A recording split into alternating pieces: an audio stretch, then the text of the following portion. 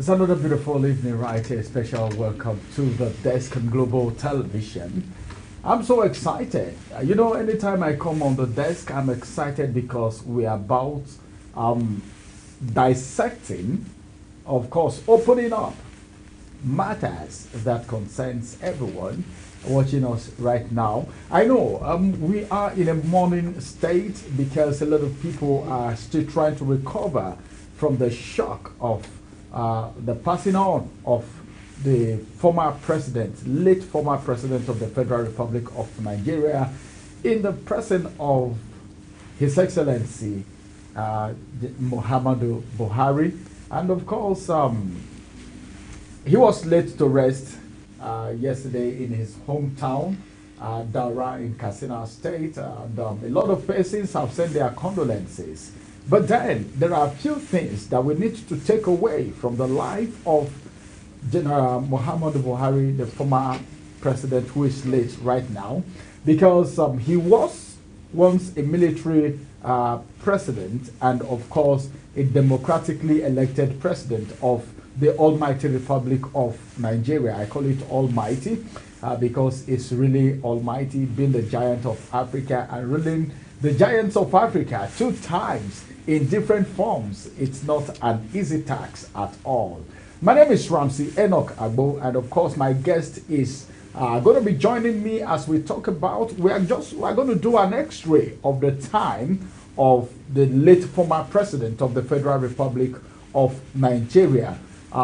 Every Nigerian have a perspective to the life of the president that has passed, Muhammadu Buhari, but then there are some things we may be looking at today that some persons may not know, just to open up an aspect, all right, that some persons may not know. What are we going to be saying? We're going to be talking about the life of the president.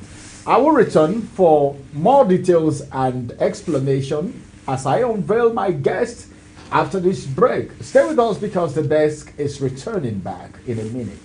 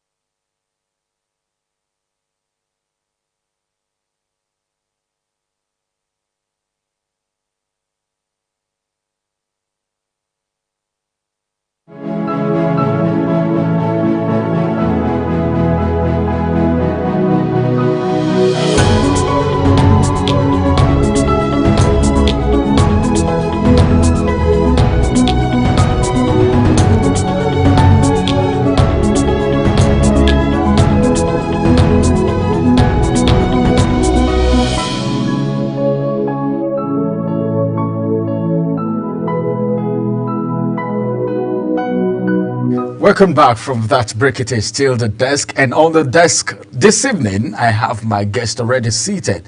My guest is of course someone that I know will make you understand what the topic is all about.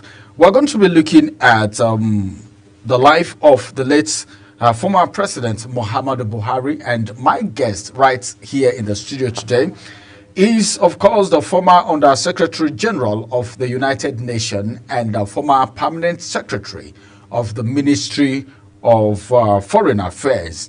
And, of course, he's right here today in the person of Professor Martins Mohobi. It's good to have you in the studio today with us. Thank you, Agbo. It's always a pleasure to be with you. I'm excited. Well, I think I should be saying hard luck for the demise of the former president, late former president of the Federal Republic of Nigeria. He's our president anyway, so the hard luck is both sides. All right, something stands out for General Muhammadu Buhari, which is being a military president and also a civilian president, a democratically elected president. Now, during his time, war against indiscipline, you could remember that. I'm taking you back memory lane. In case you don't know, my guest is also a historian, as a matter of fact. So the time he was the military president alongside with Idi Agbon, you know, so many things happened in Nigeria. I don't know if you can remind us of some of those things that you can actually remember right now that made him stand out from other military presidents that we've had in the past. Thank you very much, Ramsey. I have a little thorn in my flesh. That is the thorn of a historian. I'm a historian, so I have to talk history. And what you're asking me is about history. Where was Nigeria in the early 1980s, economically, politically, and socially? Where was Nigeria? Of course, at the time that Buhari came in, Buhari interrupted Shagari administration, who was civilian, elected, democratically elected president. At the time that Buhari came in as military head of state, Nigeria was facing some serious challenges. economically and also politically. But General Muhammadu Buhari presented himself as a Nigerian. And let me just break that down for you. I think we deserve a Nigerian is one who prioritizes Nigeria's national interest.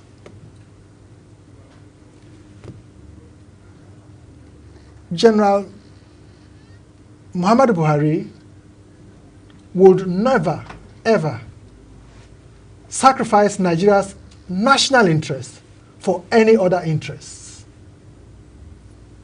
And at this point in time, as a historian, but also as an active scholar at that time, I knew that Nigeria was facing a crisis. And that crisis is persistent. Our former colonizers and our partners want to keep Nigeria in the state that they want to keep Nigeria. And so, a state of where you are dominated, where you serve their whims and their caprices. Muhammadu Buhari came out, and Idi Agbon came out as radicals and revolutionaries who wanted to change that narrative.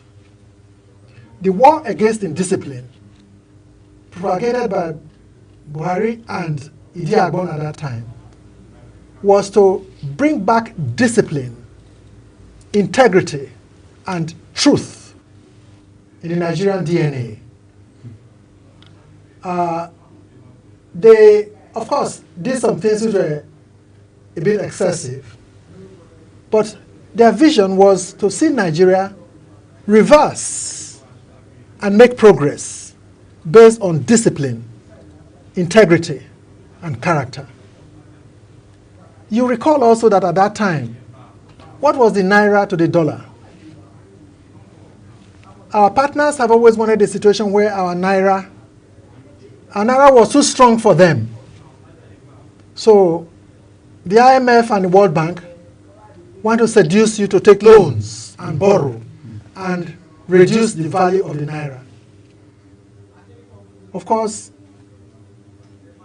Muhammadu Buhari and Idi Agbon rejected that kind of approach to economic development, and they refused to buy into that restructuring program that was meant to keep Nigeria's economy in some serious challenges. So that was Muhammadu Buhari as military head of state. I'm not saying that there is no human being on earth that is an angel. Angels live in heaven. So every character has his flaws and his strengths. But I have just focused on the key areas that interest me as a historian that he exhibited. Of course, there were some weaknesses, excessive dictatorship and all of that, and even the war on drugs, the way it was carried out, the shooting of and killing of certain people. But that was Muhammadu Buhari as military head of state. The Nigerian centricity was in his DNA and remained in his DNA throughout. Nigerian centricity is that spirit, that blood that prioritizes and emphasizes Nigerianness in what you say, what you do, and what you act. That was, for me, General Muhammadu Buhari's trait in the first as military head of state. But of course, he was thrown out of power. I don't like, but there's a theory called conspiracy theory. People say what happened, but we all know what happened. He was soon overthrown and the policies of those who overthrew him can tell a little bit about why they kicked him out. And it was some of it were direct opposite of what Muhammadu Buhari stood for. And we knew what happened to our naira subsequently. We knew what happened to our borrowing craziness, and how many people have decided to japa because the value of the naira had fallen and was falling and was falling, and has fallen to where it is up to today. So of course, this is normal in international relations. there are global actors on the stage who, when you go into diplomacy, you are there to project, promote, and defend your own national interest. But if you are not making sense of yourself and you sentimentalize your interests and you're dancing to the tune of others, you must take responsibility for your failure and your shortcomings, and you live with the consequences of that. All right, Prof. Let's look. You've spoken about Muhammadu Buhari right now very extensively, and the way you spoke, it means you enjoy it. Nigerians enjoyed part of what he brought on board, because this is just living, coming out, becoming independent, and things are not going well, and somebody is coming to make corrections. Now, at what point, right, from everything he did, were there changes? Because the Nigerian people, sometimes, somebody said it's easier, all right? It's not, let me say it the other way so that I don't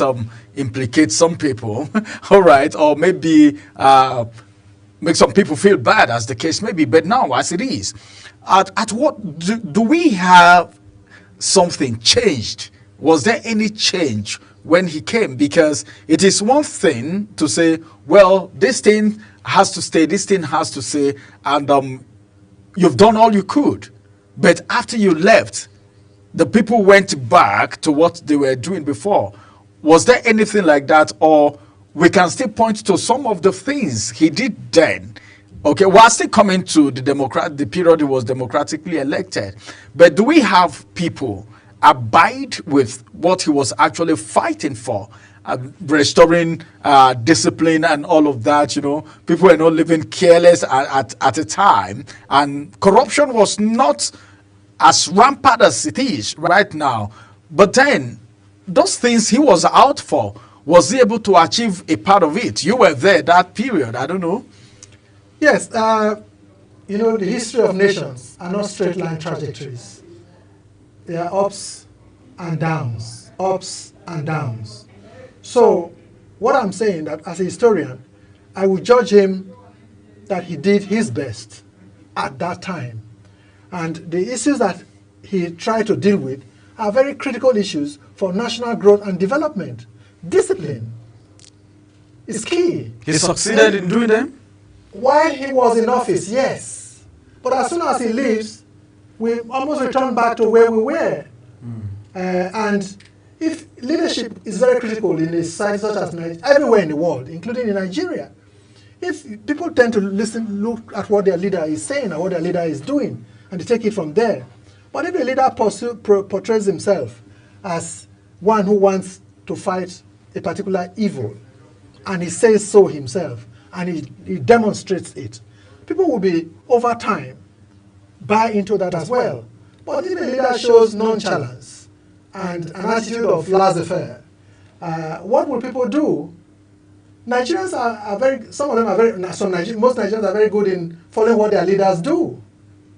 But we need to be able to have a system that is built and that is sustained, where not just interrupted and broken as we'd had in those first few phases. Now, for the past 25 years, we've had an unbroken trajectory of democracy. But even then, there are all still ups and downs. But nations, as I say, take a long while to build. Nigeria is 65 years old as an independent country. These countries that we often compare ourselves with, and we want to say, that's why we are bad, that's why we are bad, that's why they are there. How many centuries have they been together as countries? Nigeria has been together as a country, as an independent state, for 65 years. For a country of over 276 ethnic nationalities, speaking over 500 languages, as distinct as Chinese is from Russian, in this country, fabricated by an alien power for its own vested interests.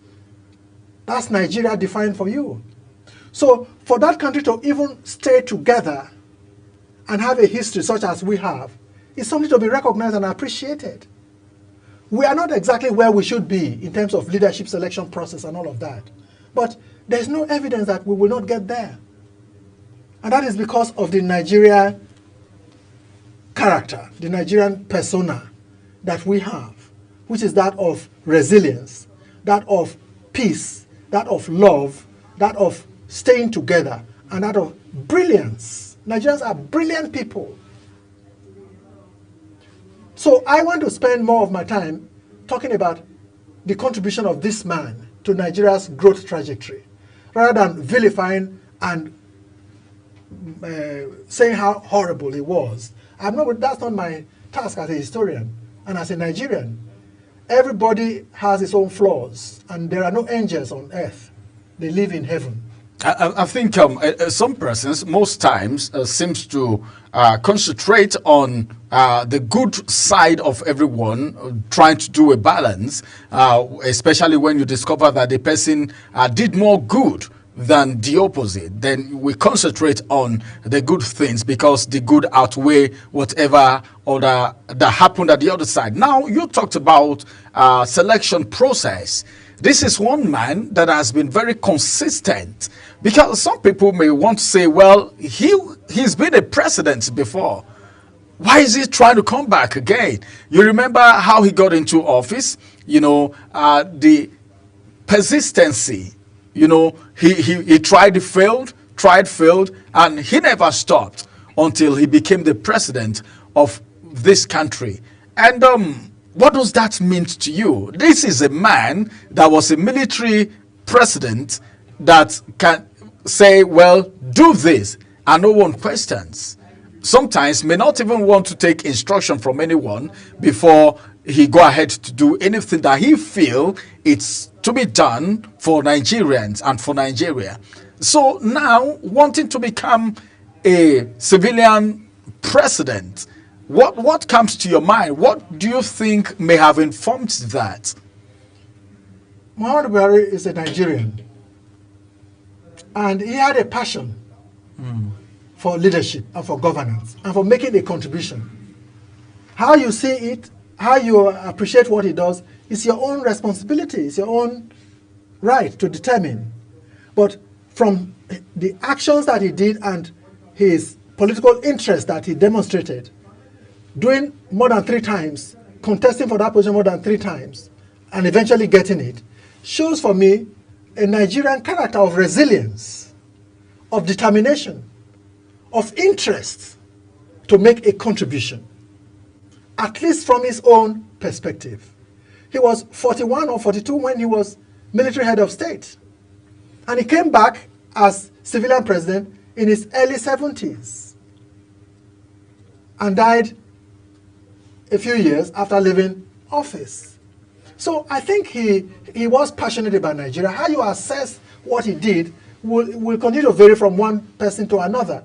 But objectively speaking, I see him as a Nigerian who was proud to be a Nigerian, who was also eager to touch lives and to improve the destiny of our country, at least from his own perspectives and by his actions. How he did it and how it's a totally different matter.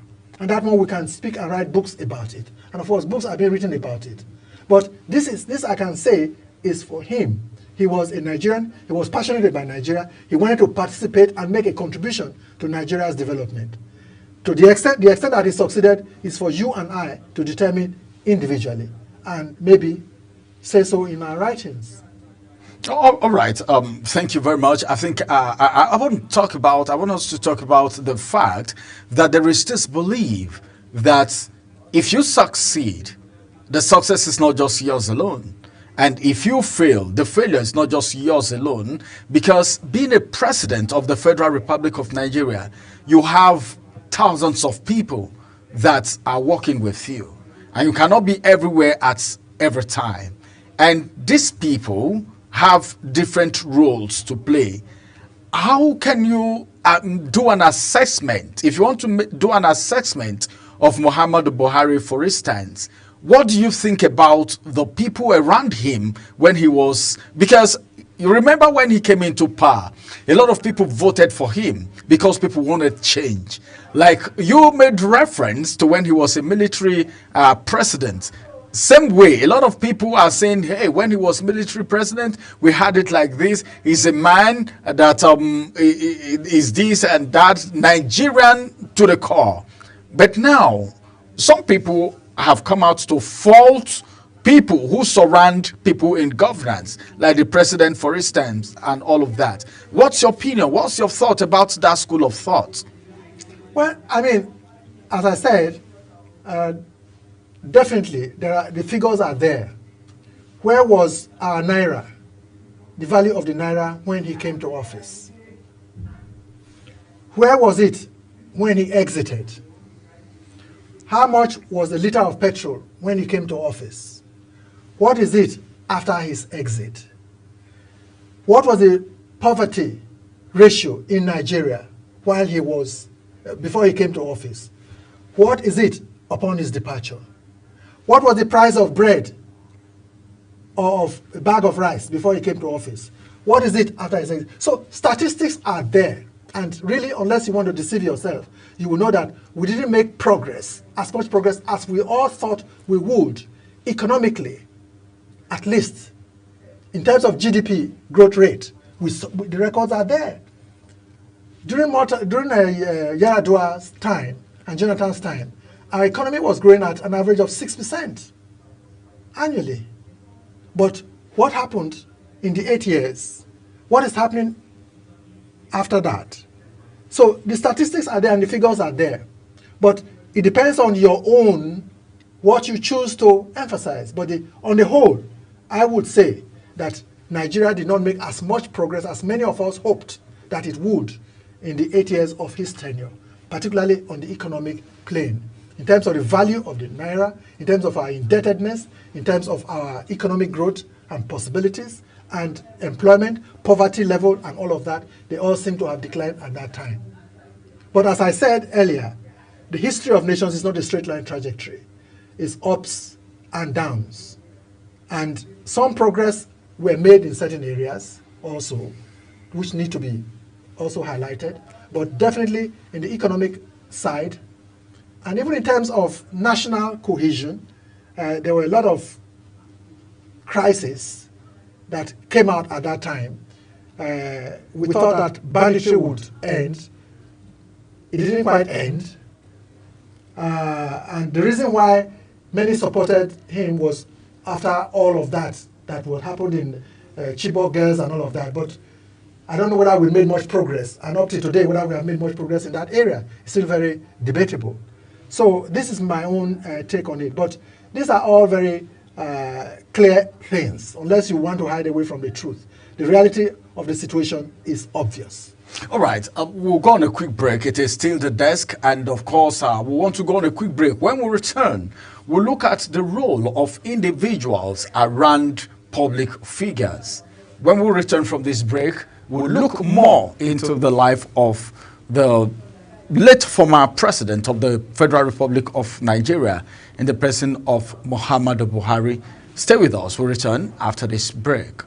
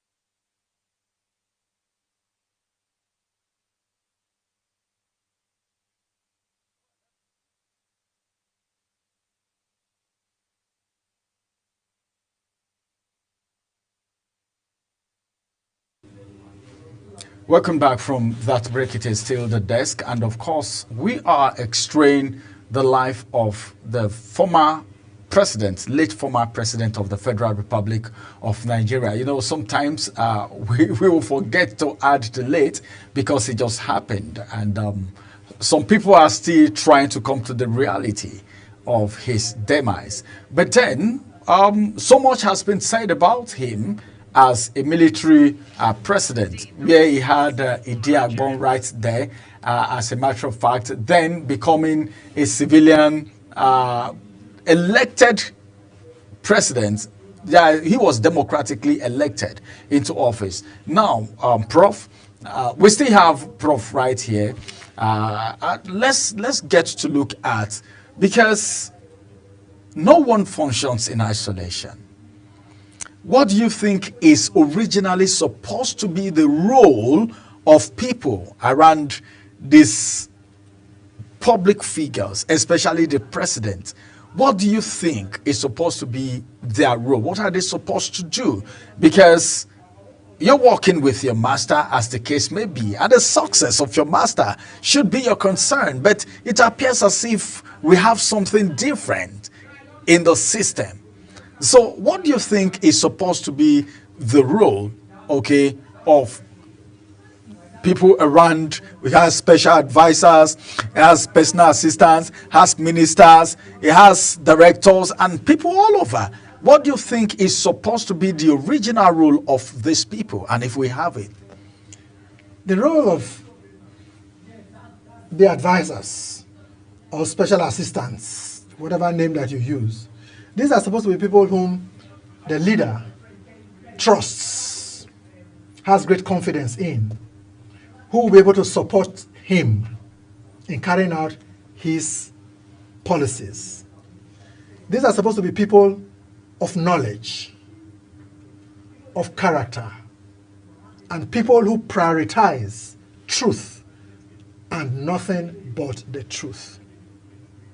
Additionally, these should be people also of integrity, professionals who have skills that are very special to them and which derive from experience garnered over the years on that particular area in which they are advising the president. But again, there's this saying, tell me who your friends are, and I will tell you who you are. Who are these people that you bring around you as advisors? Have you brought them in because they are knowledgeable? Have you brought them in because they have the skills that you need, the support that you need? Are you bringing them in for whatever other reasons that you may have? So I think that is what really matters. But as I have always said, in most African countries, what we have is a flawed leadership selection process. And that is because the exiting colonial powers or other interests hold sway and are reluctant to leave the space that they have occupied for centuries past. So special advisors will reflect the capacity, the knowledge, and the leadership skill of whoever it is that is employing them. That's all I can say about that. Oh, okay, let's do a little shift now, because we've had heads, presidents from other countries, people from other countries sending their condolence messages to Nigeria and the family of the late president. And of course, I think about 115 foreign officers with ambassadorial assignments were conferred by Buhari. That is in February also. That was around 2023 or thereabout. I can't remember. But then let's just look at the role of ambassadors in international relations, because the kind of condolences that we are getting from outside is a pointer that there is some form of diplomatic relation between Nigeria and, of course, other countries, which most times people believe this relationship is greased and oiled by ambassadors who are representing the country. So now, can we attribute that to the role of ambassadors maybe during his time? Well, late President Muhammadu Buhari appointed ambassadors to many countries within the first few months of his ascending to power. At the moment, 2 years since the new government came, we have no ambassador appointed to anywhere in the world for 2 years. That is new in Nigeria's diplomatic history.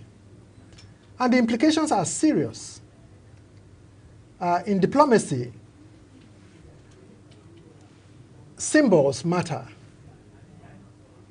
If I have an ambassador in your country and you don't have an ambassador in mine, ambassador is sovereignty, is respect, is regards.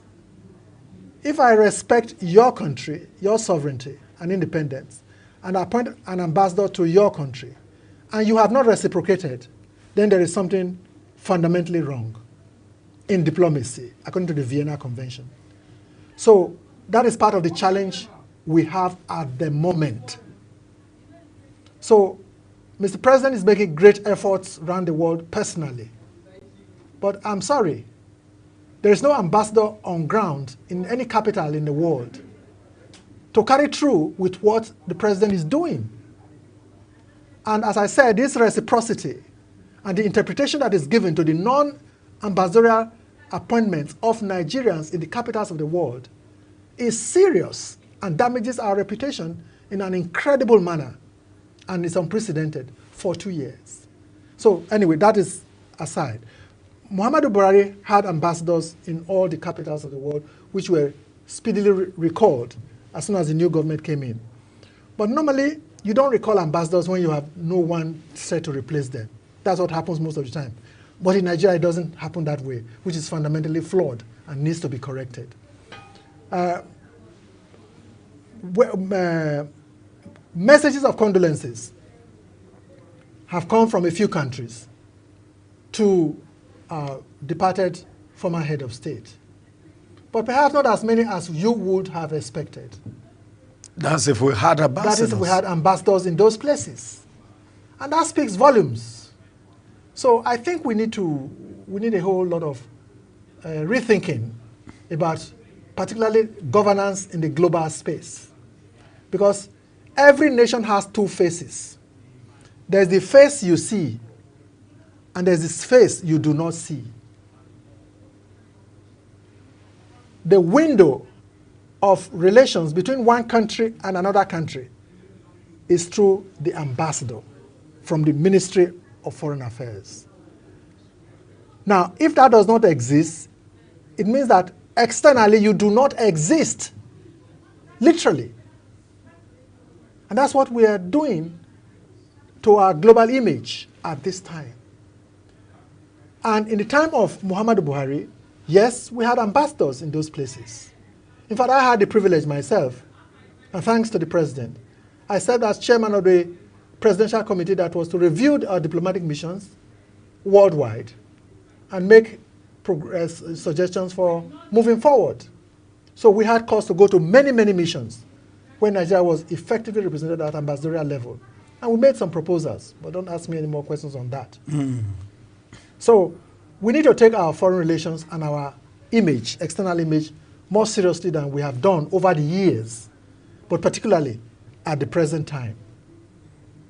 All right. I think I love the part, because the question I wanted to ask is because if we had ambassadors in these countries of the world, we may have had maybe representatives from different countries. Now, let's come back to, because we're looking at the life of, we're x-raying the life of the late former president of the Federal Republic of Nigeria. Do you think during his time he had people around him that really worked. Because, you know, this is what Nigerians, this is what a lot of people say. If anything goes wrong, what they know is the president, the president, the president. They don't know that there is a minister of aviation. They don't know that there is a minister of agriculture. They don't know that there are special advisors and all of that. But on the whole, do you think we had people who were supportive of his administration as a president? I think there were people who were supportive of his administration, who were supportive of the president, who were in government with him. But to what extent he ensured that what they were saying was truly, truly impactful and could be translated into positive things that could be done, that's another matter in my perspective. So I believe that just having people around you whom you trust is not enough. The important thing is to have people who are also capable and who are sincere, who are not just sycophants or playing games, and who are genuinely interested in promoting your own interest and the interest of our country. That is what is key in any leadership. And that's what defines, but leader must take responsibility. Special assistants cannot take responsibility for the action of the leader. It's the leader who ultimately takes responsibility. And President Muhammadu Buhari takes responsibility for all that happened during his, because he was executive president of this country. All right. Let's just look at this briefly before we go. The issue of continuity in Nigeria, because like what he did when he was the military president, after he left, if there was a continuity, Nigeria may not have gotten to where it is today economically. So generally now, from his own time to this administration, the administration before him, and the administration to come, even in 2027, generally, at all perspective, at all cadre, what do you think about the issue of continuity as far as governance is concerned in Nigeria? Continuity, sustainability, all of these are key to good governance. But politics also is a very tricky game. Is there continuity in America between Biden and Trump? No. Every person who comes in, or between Keir Starmer and who was there before him as prime minister? No. So, but what needs to be continued is the national interest of the country. Nigeria must take priority in what you do, in what you say, and in what you do not say. Nigeria. So Nigeria centricity is key. And that is what is reflected in the Constitution. So you do not come in there and do something that is contradictory to what the Constitution provides for the welfare and survival of the Nigerian nation. So sustainability and continuity of policies is also important, particularly when they are in tandem with what the Constitution also says. So, but as I said earlier, democracies are not built overnight. Nations take a long time to grow. And there's a little bit of patience, but also we also need to have a leadership selection process that ensures that we put our best foot forward. That has not been assured and guaranteed in most African countries at this time. And what is important is for you as a citizen, collectively, all of our citizens, working together to ensure that we prioritize Nigerianness, Nigeria centricity, what is in the national interest of our country, rather than what is in the tribal interest, what is in your own selfish interest, how much money you can put in your pocket or steal. No, that is not. That's exactly what you gave to the former president during his military regime, the Nigerianness. You were very particular about that. Correct. All right. So many thanks, Prof. Time is not on our side. We can't continue this discussion anymore, but then it's been a fruitful moment. Many thanks to you for joining us on the desk today. Thank you. It's a pleasure, Ramsey, and I love it. Thank you. The pleasure is mine. Thanks for coming too. Thank you. All right. Thank you, viewers out there. It's been a very wonderful time. I told us that there will be a lot of take home after this discussion. That's exactly what we've heard. Well, we want to say may the soul of the faithful departed, our former president, late Muhammadu Buhari, rest in perfect peace. This is the size of the desk today. We'll see you again for the next edition. My name is Ramsey Enoch Agbo. Bye-bye for now.